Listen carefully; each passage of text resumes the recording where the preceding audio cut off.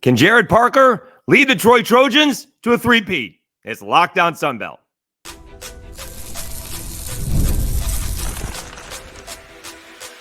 You are Locked On Sunbelt, your daily podcast on the Sunbelt Conference, part of the Locked On Podcast Network, your team every day. All right, welcome back to another edition of Locked On Sunbelt, your team every day. Today's episode brought to you by FanDuel. Make every moment more as playoffs wind down. The sports stop sporting like we want them to. But this summer, FanDuel is hooking up all customers with a boost or a bonus daily. That's right. There's something for everyone every day, all summer long. Visit FanDuel.com to get started. Okay, no pressure, Gerad Parker. You just have to replace the two-time defending champion coach, Jon Sumrall. And here's the thing. He took over a losing program. This is not like Bryant Vincent trying to step in and lead ULM to their first winning season since, wait for it, 2012. And he took over a program with a losing record. And this will be different than, say, Mike Desimo trying to replace Billy Napier with a Sun Belt champion because of all the coaches that left and the players that left with Billy. Now, obviously, there has been some defections, but Gunnar Watson used up his 18 years of eligibility. Kamani Vidal has gone to the NFL. Unfortunately, Chris Lewis is sick, stepping away from playing, but going to be an assistant, and we're wishing Chris Lewis all the best. Hopefully, he will be back next year, and he'll be healthy to go as he battles cancer. You got Josh Boutwell, the beat writer for Troy, and Chris Lewis, doing their battling together. And we even heard before Chris announced his situation, he was propping up Josh because Josh had already announced his. So we're wishing both of those gentlemen a recovery as quickly as possible. But, as I told all the coaches for the last couple of years at the Sunbelt Media Days that I'm missing it, Jon Sumrall ruined it for everybody. You can't use, we need to build as an excuse. You got to give me a year or two, right? And now there's used to be 3 or 4 years to build things. And now with the transfer portal and NIL, you don't get that. But Jon Sumrall ruined it for everybody because he came in there and won a Sunbelt championship immediately. And did it with multiple quarterbacks. He played at least 2 quarterbacks in his first year, and then Gunnar Watson took a major leap and became, more than a manager. Obviously, he had help with Chris Lewis and Vidal and others, but really he played spectacular. And he came in, he won. I'll rephrase that. He put, Troy towards that first Sunbelt championship. He came in after a couple too many interceptions earlier in the game and beat South Alabama. Right now, the defense beat South Alabama a couple of years ago, but he came in there and completed a big third down. Like, what's he doing coming in here and in the fourth quarter and off the bench? And Gunnar Watson did. But now, Gerad Parker, again, another one of those assistants getting a first shot, right? Like, unlike Bob Chesney, who's got all that experience, but like Brian Vincent, an assistant, like Tim Beck, an assistant. And so now Gerad Parker steps in to the frying pan. And like we've mentioned with other teams, especially in the East, that JMU expects to win. App State expects to win. Marshall expects to win. Georgia Southern expects to win, right? And certainly the 2-time defending champion, Troy Trojans, expect to win. And you can't say, we got to rebuild. Well, no. Jon Sumrall built it. And he left you in pretty good shape. Now, I know, again, there's some defections and some losses. But, you can't use, we need time to build it. You got to be off and running. And, I'm a big believer that the Sunbelt West is a little top-heavy. We are presuming things like Jordan McLeod is just going to pick up where he left off last year, and Texas State is going to be high-flying again. We are presuming that the Cajuns will get solid quarterback play because they seem to be relatively loaded everywhere else. We presume Jalen Rayner is going to take the next step, all right, and improve. We're unsure of what's going to happen at South Alabama. We don't know what's going to happen at ULM, and we don't know what's going to happen at Southern Miss. And so Troy seems to me to be right in the middle. We presume Troy is going to be good because Troy's been good, for a couple of years. Whether they're going to be championship good remains to be seen. But we don't think Troy is going to fall off because they got a new coach. And it's not like John Summerall had head coaching experience either, right? Gerad Parker's doing the same thing that John Summerall did.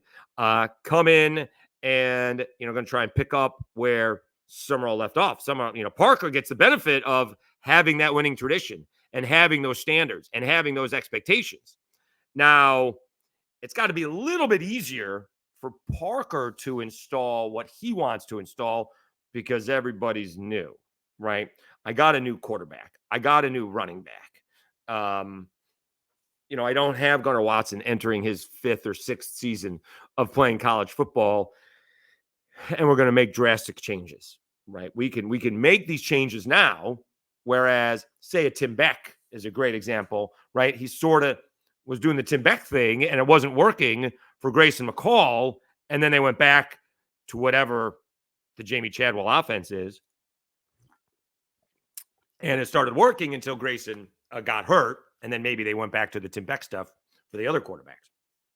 But you could see that, like, Coastal wasn't nearly as effective as they had been, and all of a sudden we're doing that,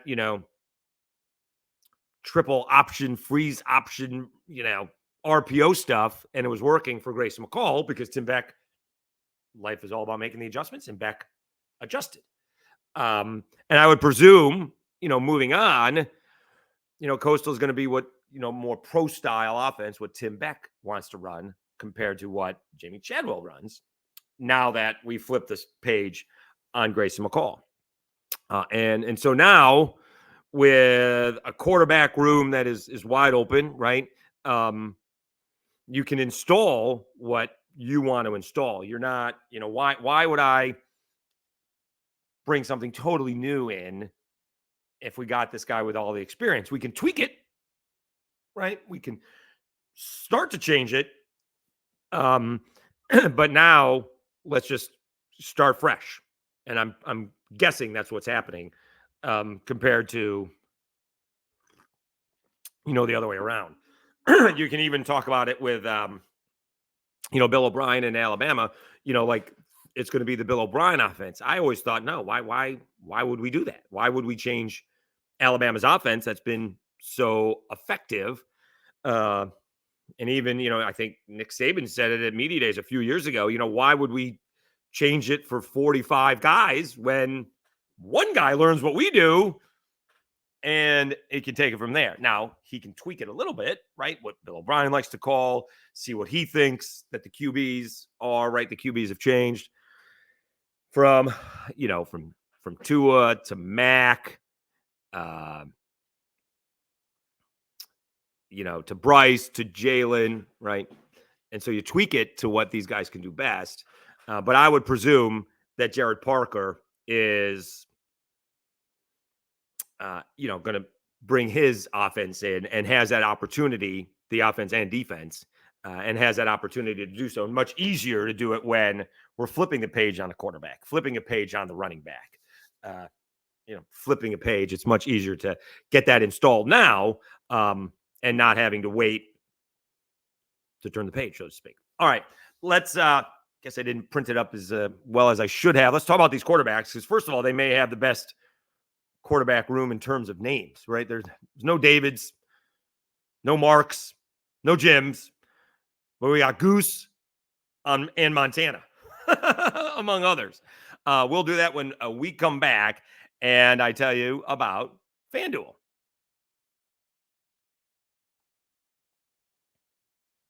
I love sports. I love them so much. I never want them to stop. But as the playoffs wind down, we get fewer games, and the sports aren't sportsing like I want them to. But FanDuel lets me keep the sports going whenever I want, and all I have to do is open up the app and dream up bets anytime I'm in the mood. And this summer, FanDuel is hooking up all customers with a boost or a bonus daily. That's right. There's something for everyone every day, all summer long. So head over to FanDuel.com and start making the most out of your summer. FanDuel, official sports betting partner of Major League Baseball. Was with a buddy last night. Was betting on Caitlin Clark to score 6 points in the fourth quarter. She did not. right? What'd you have? 24 points and 19 assists, but they lost. Oh, well. And it was a tough beat last night. All right, back at it. Dave Schultz, Locked On Sunbelt, your team every day. We talked about, Jared Parker and Troy going for a three-peat, and the expectations and standards are set.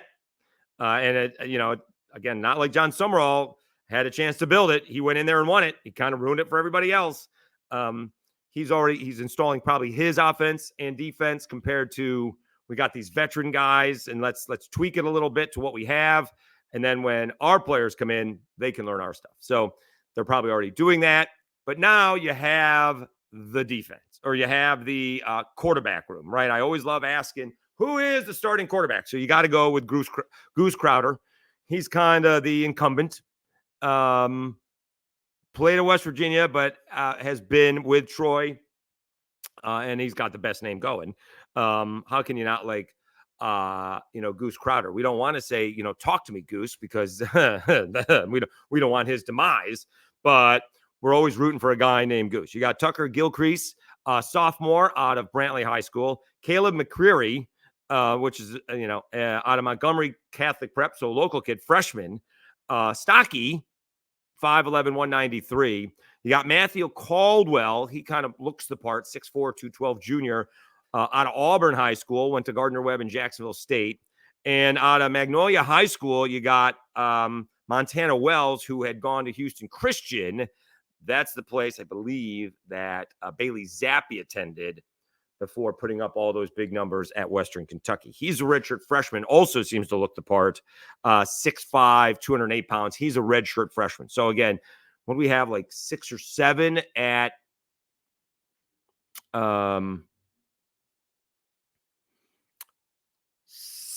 six or seven at another school, and now we have 1, 2, 3, 4, 5 quarterbacks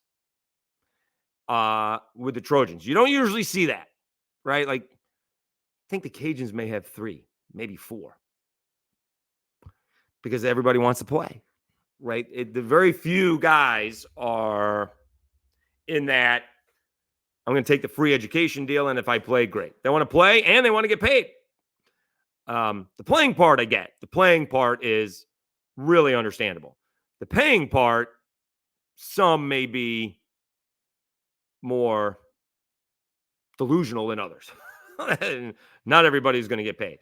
Not everyone's going to play, but I understand how everybody wants to. And that, to me, is a little bit more of a realistic deal. So I don't know who is in the lead here. We will go to our lads. We've been using that.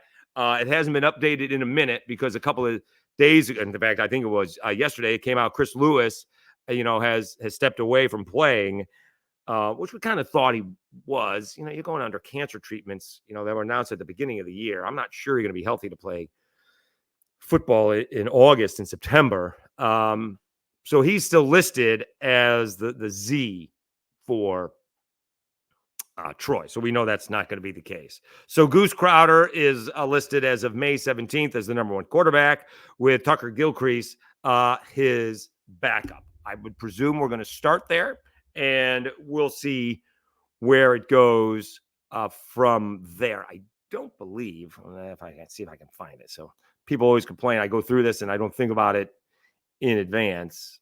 I don't even know. Oh, I was going to look in the email. Sometimes I get the emails and sometimes I don't. Let's see here. Sunbelt News would be the best place to look.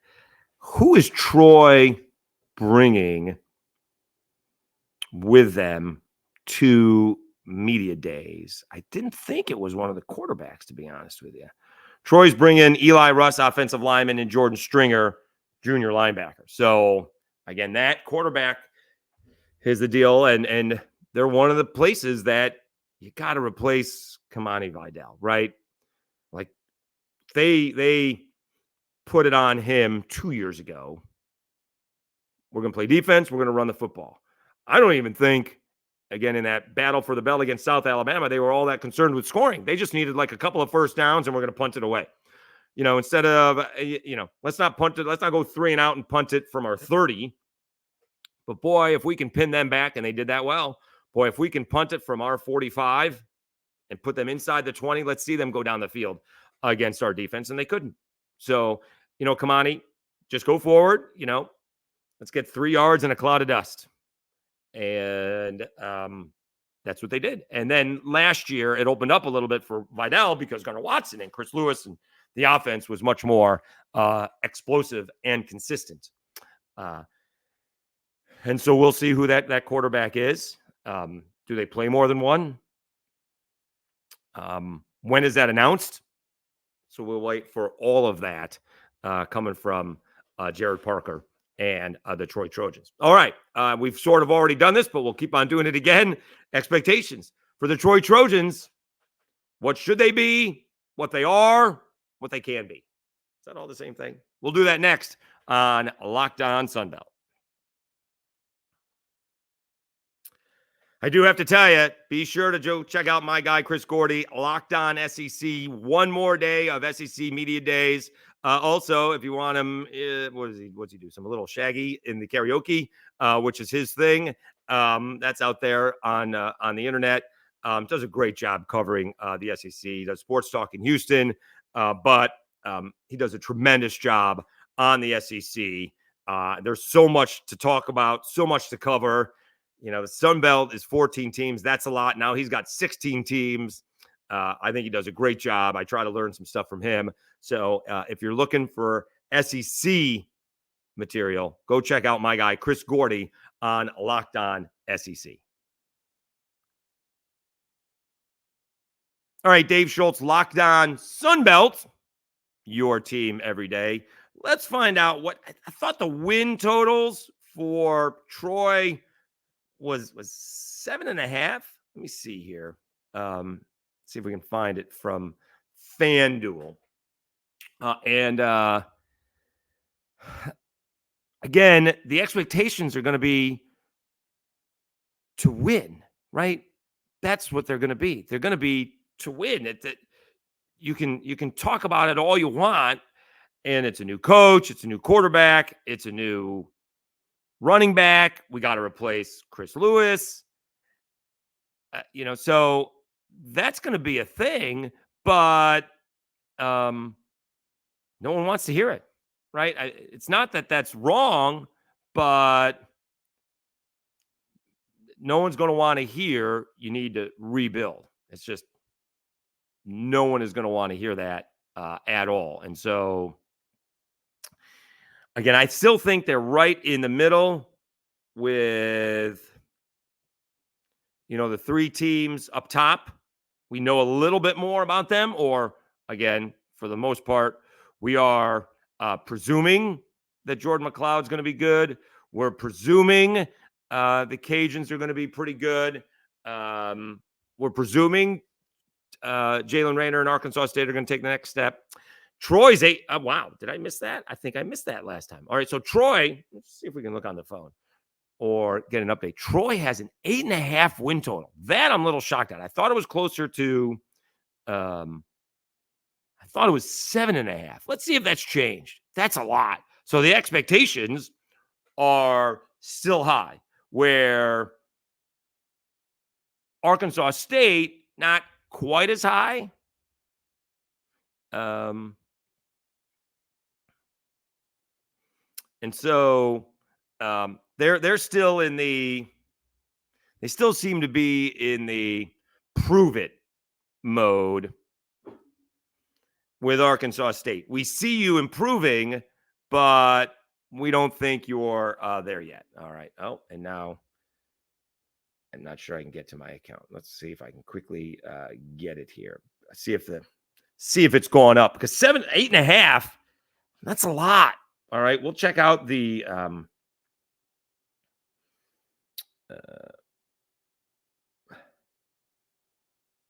we got to go to, let's see if we go to win totals. Anyway, right now they are a plus 1,400 to win the championship. App State are favorites. Texas State, Cajuns, South Alabama, that's a little strange, and James Madison all have better odds than Troy. All right. That's a lot. plus 1,400, but 8.5. That's a little nuts. All right, so now let's go over the schedule really quickly. Sorry for that delay. They get Nevada at home Saturday. Then they get a big ball game against Memphis. And that's one of those games that can set the tone for the season. Memphis, one of those teams, along with Boise and Liberty, can they be in the playoff? And that's going to be on ESPNU, and it's on Saturday. So that's we got, off the top of my head, UTSA and Texas State on that day. You got App State and Clemson, and if Troy can take down Memphis, that could be another big national day for the Sun Belt. Then you go to Iowa, and this is all going to be about can Troy score, because Iowa can't. They got a new offense, but is that going to be any different than what we've seen in the past? Taking the under in that one already. I'm not sure if the under is going to be over 24, but I'm taking the under in that already. Can you start, 2 or 3-0? Are you 2-1? Say they lose, they beat Memphis, which would be huge, but lose to Iowa. And I'm not convinced of that necessarily. That's on FS1. So that's, say, 2-1. That's on the road. You beat Florida A&M at home. That is 3-1. You get ULM at home. That's 4-1. And then you get Texas State at home. That could be 5-1. That's on a Thursday night. You got 2 road games, but then you're playing, you play Iowa September 14th, and then you don't go on the road again until Tuesday, October 15th. You're literally at home for a month.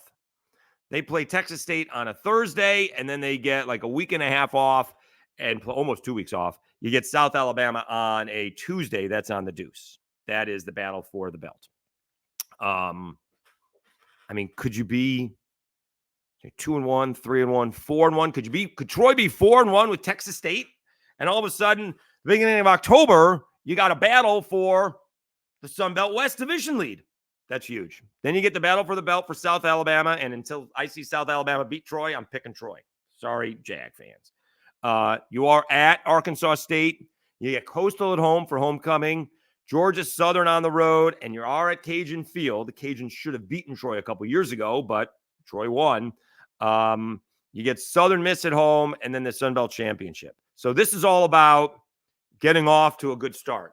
Are you 2-0? Are you 2-1, 3-1? What are you starting this year? After those first 3 games, are you 3-0, 2-1? God forbid you're 1-2, right? Because that Memphis game is the swing game. We'll presume they're going to lose Iowa, which again I'm not convinced of. But you beat Nevada at home. You go on the road, you beat Memphis. And now if you lose to Iowa, now you're 2-1. But you lose to Memphis, and then you lose to Iowa. Now you're 1-2. You beat Florida A&M, you're 2-2. You beat ULM, you're 3-2. But now you're probably losing to Texas State. So all of a sudden, instead of being 3, 4, 5-1, is that right? 2-1, 3-1, 4-1. Instead of being 4-1 heading into Texas State, you lose that ball game, you could be 500. So again, that swing game is Memphis, is huge. And then it kind of goes back and forth, halfway during the season. South Alabama on the road, Arkansas State on the road, Coastal at home, Georgia Southern on the road. So they actually have 3 or 4 games on the road. In fact, they have 4 or 5 games on the road. South Alabama, Arkansas State, Georgia Southern, and the Cajuns. Only 2 of their last 3 ball games are at home. So expectations are high. And let's see, how do we get to 8 here? Or 9? Can we get to 9 wins here? 8.5? So you beat Memphis, you lose to Iowa, that's 2-1. A&M is 3-1. You beat ULM, that's 4-1. All right. Let's say you lose to Texas State, that's 4-2. Beat South Alabama, 5-2. Lose to Arkansas State because it's on the road, that's 5-3. You beat Coastal at home, that's 6-3. Georgia Southern on the road. You can't lose another one if you're going to get to 9. Yeah. So what game are they going to win that maybe they shouldn't? I mean, they're not going to be favored against Memphis.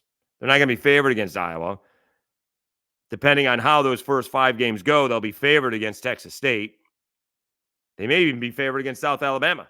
That depends on, how that goes. That's already a month and a half into it. So that it's very easy to find 4 losses. It's much more difficult to find 9 wins. That 8.5 may be a little bit high. I don't think they're going to win 7, but finding them to win 9 ball games may be a little bit tough. But again, beat Memphis, be 4-1, host Texas State, and all of a sudden, like I said, the division title is on the line first weekend in October. That would be enormous. Okay. Moving day today. You can see the books are already gone. Hopefully we'll get an episode in for tomorrow, depending on when the movers do show up.